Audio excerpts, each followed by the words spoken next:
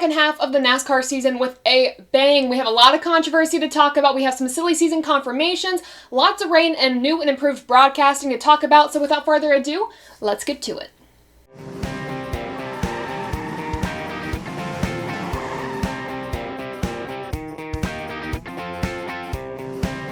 This episode of Above the Yellow Line was presented to you by Haymaker Coffee. If you work hard, run hard, fight hard, and play hard, Haymaker Coffee has the coffee for you. Make sure to use the promo RACE10 to get 10% off your order of Haymaker Coffee. Hey race fans, it's Taylor, and welcome back to Above the Yellow Line, where we talk all about the NASCAR Cup Series, and Nashville seemed like a fun time, minus the rain. I appreciate the fans that stuck it out. I think the race ended at midnight my time, but I will say untimely cautions and the rain affected the results just a little bit, but I will say we saw Nashville under the lights. I think just moving forward, I think that would be a really good idea for NASCAR to put this race as a night race, maybe a Saturday night. I'm not really sure if we can get that prime time spot, but I think NASCAR should look into it. Nevertheless, I think it's time to look at our results of the Ally 400.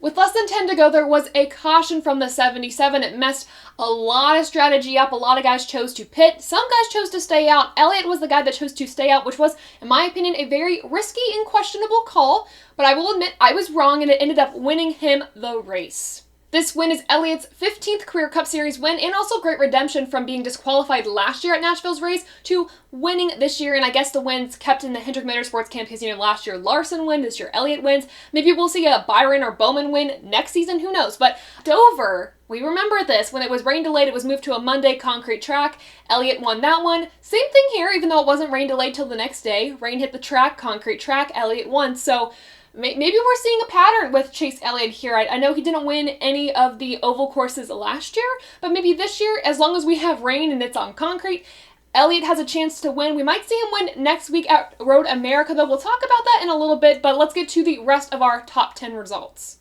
In second place, we have Kurt Busch. He was the highest finishing Toyota again, same as last week. Ryan Blaney in third position. He gave Elliott a great push on the restart and really got him the win. What I gotta mention about Ryan Blaney is on lap 205, he actually spun out and then recovered to get a third place finish. Very impressive. He actually had a decent car, and I'm curious what his car would have done in clean air. He just didn't get that opportunity enough to be able to really take advantage of a lead if he ever had one. So a solid finish from Ryan Blaney, but I would like to see him not pushing the guy to the win, but actually getting the win himself. Fourth place, we have Kyle Larson. He moved all day but could not defend his win from last year. Fifth, we have Ross Chastain coming back from multiple issues. Denny Hamlin, a major L for the Toyotas today, coming home in sixth place after leading the most laps of the day. Seventh place was Austin Cindric. He fought back from quite a few issues on Sunday, and this is the definition of never giving up, which is very good because we've only seen him really shine either the Daytona 500 or on a road course. This is, I believe, his first top 10 of the season that is not at a road course, minus the super speedway, so a really good day for Austin Cindric, one that he definitely needed. In eighth place is Christopher Bell, ninth is Joey Logano, and 10th is Kevin Harvick. At one point, it was Kevin Harvick, Kyle Busch, and Martin Truex Jr., the big three from 2018. I had some nostalgia. I don't know if I can say there's nostalgia for 2018, but at this point in our lives, I'm going to say there is. So it was really nice to see them all leaders switch out the lead at some point. I really miss those times, and I'm hoping at some point Harvick can win this season. I don't know if it's going to happen. Let me know in the comments below if you think it could this season, but let's get to our notable finishers outside the top 10. In 13th, this kind of breaks my heart, Michael McDowell. He was in the top 10 all day long, and then that caution with less than 10 to go really screwed up his strategy. Granted, it screwed up a lot of guys' strategies because everyone behind Chase Elliott kind of went into pit road. Some people stayed out, some people went in. But Michael McDowell was victim to this caution. But he had a very solid day overall. He got stage points and everything, so McDowell moving in the right direction. I don't understand what his team is doing differently than last season, and quite honestly, it could just be the car is favoring McDowell's racing style, but another good day for that 34 team. Two guys that were in the front of the field for most of the day until the very end, Kyle Busch in 21st, Truex in 22nd. Just have to point that out there for now. We'll talk about that a little bit later. And then finally in 30th, Chris Buescher. Unfortunately for the 17 team, they had a loose tire, went out on the track. That is a 4-week suspension for the crew chief, the jackman, and the rear tire changer. And this is unfortunate for Chris Buescher because he's had a really solid season. This is going to be a loss in points as well. And for somebody who I felt like was able to win their way into the playoffs, this makes that a little bit more difficult. Obviously, you get to win and you get in, but you also want to be close enough on points to where you don't feel that added pressure that the win is your only option. But unfortunately, this kind of put Buescher back in the standings just a little bit points-wise. So I'm hoping they can overcome this or they can get a win. And I know he's good at road courses. I'll be looking at him to do well at Road America. But this is, I believe, the 10th loose tire violation that we have had this season with the single lug nut, something that maybe NASCAR needs to reconsider for next season. Not sure, but not a good day for Chris Buescher at all.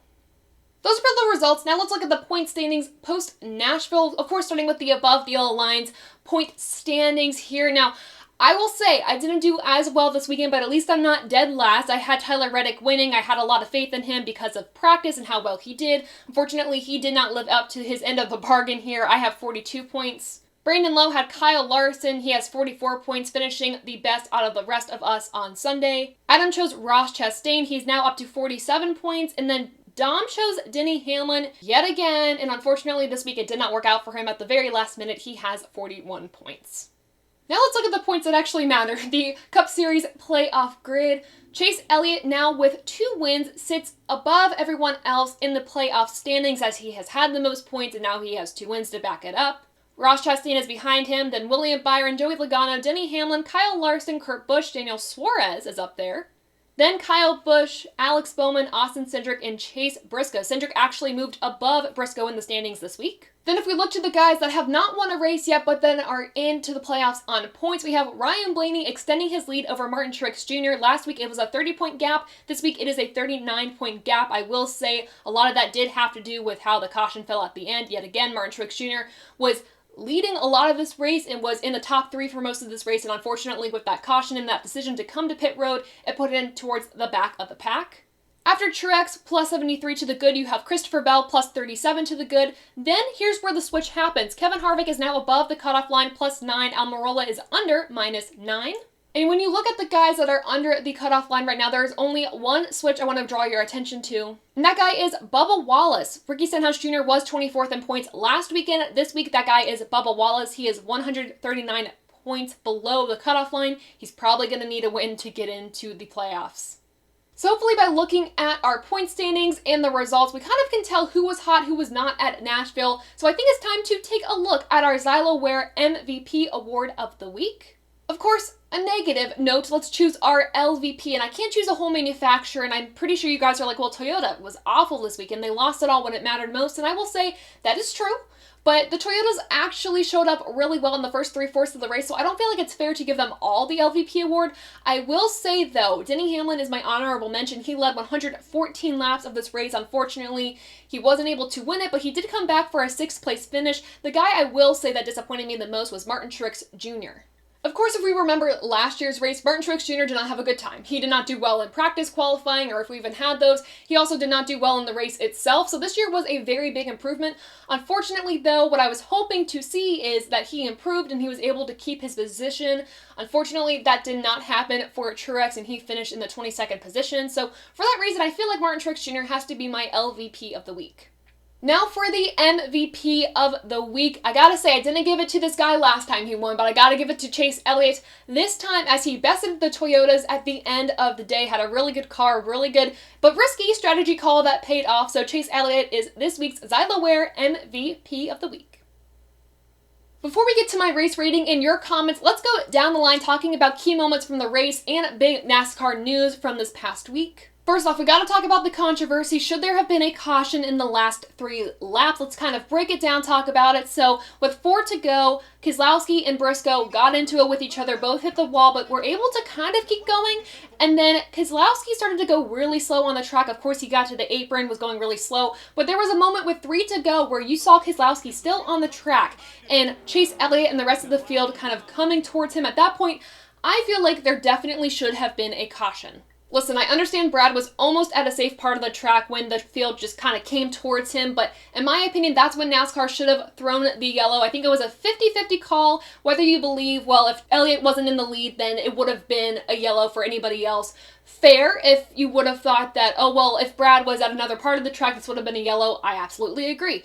However, there's a few factors that play into this, and I think the big one is everybody was tired. Everybody was there all day long trying to call this race through rain delays, lightning delays. The booth was probably tired. The officials were tired. It was midnight. Everybody just wanted to go home, and I think at that point, the fans were ready to go home, and for them to see Chase Elliott win, like, okay, a lot of the people there probably like the people's champ, Chase Elliott, so having him win after waiting all day long to get some racing in, I think that's valid. I think it's okay. The fans that were there can say, like, they had a good time after that.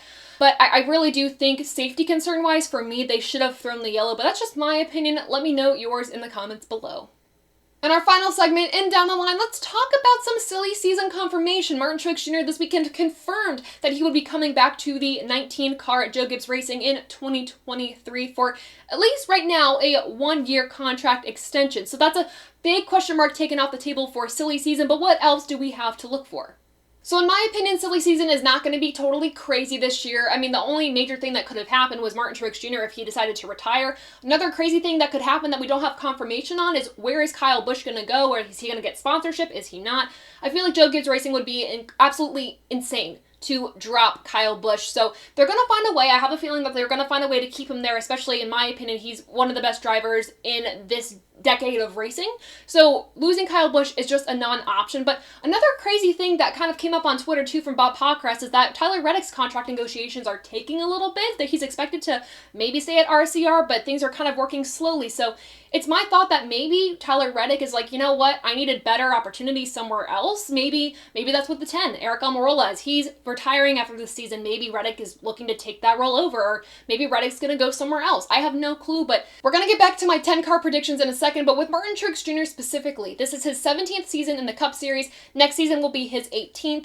I have a feeling after next year, maybe he will retire, and maybe he'll retire with Kevin Harvick. Kevin Harvick has already talked about 2023 probably being his last season on an episode of the Dale Jr. Download. Now, I think it was a good decision this year for Martin Truex Jr. to renew his contract because he is still competitive. He said he still has a competitive spirit. He still wants to fight. In this season so far, he is very good in the point standings right now. He's really, I feel like, comfortably into the playoffs. Of course, he doesn't have a win yet, but he's right behind Brian Blaney in points, and I think he is safe to go into the round of 16. Now, of course, the question's going to be who's going to fill in the 19 car after he retires, either whether it's next year or the year after. Who knows? That's a valid question, but let's go back to our discussion on the 10 car, who's going to fill that seat when Eric Almirola is gone. And with the 10 car of Almirola, like I said, maybe Reddick would fill that role, but I'm also thinking maybe Ryan Preece fills that role, or also Noah Gragson. I feel like it's time for him to move to the Cup Series full time. Maybe he switches manufacturers and goes to that. I feel like a team would be crazy to not consider Noah Gragson regardless of manufacturer for their car. So there's a lot to play with, but also something pretty crazy that we heard too is that Nice Motorsports might be looking at moving to Cup either part-time or full-time next season according to their GM. And Harrison Hocevar would probably be the driver, is what he kind of talked about in a podcast. So very curious to see how that is going to work out, or if it does at all, especially with how the charters are this season. Not sure how things are going to work out, but is there any silly season news, any silly season rumors that you've heard or that you might want to see happen? Let me know in the comments below, because I'm really curious to hear what you all think. I think we got all of our topics covered from the last week of racing, so now let's rate this race above or below the yellow line. If you're new here, here is how it works. We rate the races on a scale of 0 to 100. 50 means this was an okay race, it was just kind of mid, and then we go to above 50, which means this race was good. Below 50 is not what we want, that means this race was bad. Before I give my thoughts though, let's hear what you all had to say from a Twitter poll. About 30% of you said this was a great race, close to 39% of you said this was a good race, 19% of you said this race was okay, and 12% of you said this race was bad, out of 131 votes. Regarding your specific comments though, Leon Griffin said, other than the lack of a caution at the end for the 6 car, it was a great race. The field passed a car that was barely making 45 miles per hour at speeds around 150 miles per hour. Dangerous no matter where he was in relation to the track. Who knows, they could have wrecked going into turn 1 or turn 3.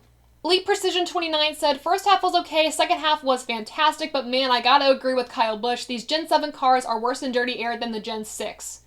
It's ridiculous how you lose the nose completely when riding in someone's wake. BMG12 said the race was good as it was, but if it is compared to how the other intermediates have been, it's probably the weakest intermediate race of the season aside from Texas. More or less shows how good these cars are at the 1.5 milers. James said, I thought it was a good race other than the rain delay and lightning. Toyota is pretty much dominated, but I figured HMS was going to prevail at the end. Glad to see Blaney finish top 3. Fords still need help. I absolutely agree. And of course, from our very own Adam Lucas, he said, Nashville did not disappoint again, actually improving upon last year's great race. There was plenty of bursts of excitement between the lightning, weather delays, and I enjoyed it very much. However, the ending was controversial and had not settled well with me. The 6th car was a hazard on the track for the final 3 laps, barely making it back to pit road before the finish. Yet NASCAR did not throw a caution for this. In the past, cautions have been thrown in these circumstances. It has not sat well with me, but looking past this, it was another successful event at Nashville Superspeedway. Thank you all again for participating in the Twitter poll and giving me your comments. Make sure to do that every single week. I'm going to be picking new people to put on above the yellow line. So thanks guys for participating. But for what I feel like this race deserves, let's kind of break it down for a second. So first off, I feel like this racing product that we saw this year was much better than last year. Yes, I understand the rain is going to play a factor into this race because it kind of chunked up the action, but it also built some anticipation and built some urgency for these drivers because we never knew when the race was going to end, if there was going to be another rain shower popping up, stopping the action. Also, the broadcast, very, very good. I will say like 1,000 out of 10 for whoever made that graphic with the single lug nut, kind of explaining with Steve Letarte narrating why these single lug nuts are a little bit more difficult, why the wheels get loose on these cars. So that was very good. I mean, there was a lot of effort put into that. Of course, too, if you saw like on the side of your screen when there was pit stops happening, they actually had the times, like the time it took to do a pit stop. So that's something that Fox's broadcast did not do. So having NBC do it, I'm like, well, we could have done it, but we didn't get that. So very fortunate for NBC's broadcast and the detail that they put in. I think they have the advantage, though, of listening to what people didn't like about the Fox broadcast this year, and they had time to really work on that and move it into their broadcasting. So yes, they have a little bit of an advantage, and of course there's still things that they got to work on. Like I feel like the sound mixing was a little off. There was times where I had a hard time hearing the broadcasters themselves. Also, I understand if you were watching the Peacock broadcast or the live stream there were some ads from last season. So that was a little unfortunate for you guys that were watching the live stream there, but overall I think the broadcast was fantastic and they can only build off of it from here. That all said, with the actual racing product, it was racy. It was very good. I know that Battle 3 wide between Chastain, Harvick, and Truex was very good. It lasted a few laps, which I didn't think was possible. Every time a guy got the lead in clean air, he got away for a little bit, but then he was kind of reeled back in by second place. There was a lot of back and forth, and I know that sometimes type of like yo-yo racing that we saw that we kind of didn't like last season, but I feel like at least this season you were actually able to make a pass at Nashville, which I appreciated very much, and it made this race very enjoyable. For that reason, I have to give this race a rating of 85%. I will say it might have been higher if I didn't feel like at the end of this race, that last call kind of took away from the win a little bit, but I will say 85% for Nashville is a pretty fair rating above the yellow line. So let me know what you thought of the Nashville race in the comments below, but now it's time to go to a preview of the Quick Trip to 50 presented by Jockey Made in America at Road America. What a mouthful that is, but guys, it's time to go to your track facts and driver stats for that race. For Road America, the track length is 4.048 miles to be exact with 14 turns. The race length is 62 laps or 250 miles. Stages 1 and 2 are 15 laps and the final stage is 32 laps. Now on to our driver stats. Just like Nashville, they're pretty boring because this only involves one driver, as we've been to Road America in the Cup Series once. The last driver to win at the track was Chase Elliott. He also has the most track wins with 1 and the best average finish of first. The team with the most track wins is obviously Hendrick Motorsports in this case with 1 win, and then the wins by manufacturer, Chevrolet has 1, everybody else has 0. Alright, lastly, we gotta do our 2 watch, 2 worry. Going into Road America, 2 guys I'm gonna be worried about this weekend, 2 guys I'm gonna be watching this weekend to see if they can do well. We gotta start with the negatives as always with our 2 worry. First guy we gotta talk about is Kyle Larson. The reason I am concerned for Kyle Larson this weekend is because I don't want to see him have mistakes, and I feel like that might happen. He had a speeding penalty at Nashville.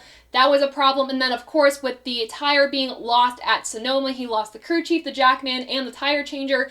And at Nashville, I feel like without having that communication with Cliff Daniels until he had that, I think, second red flag break where they were really able to kind of talk and chat over whether it was Zoom or whether it was a phone call, I feel like Larson really wasn't there in the race until the very end. So not having that communication, I feel like, is going to really affect him and already has. So that's why I'm going to be worried about Kyle Larson. And for the same reason, I'm going to be worried about Chris Buescher.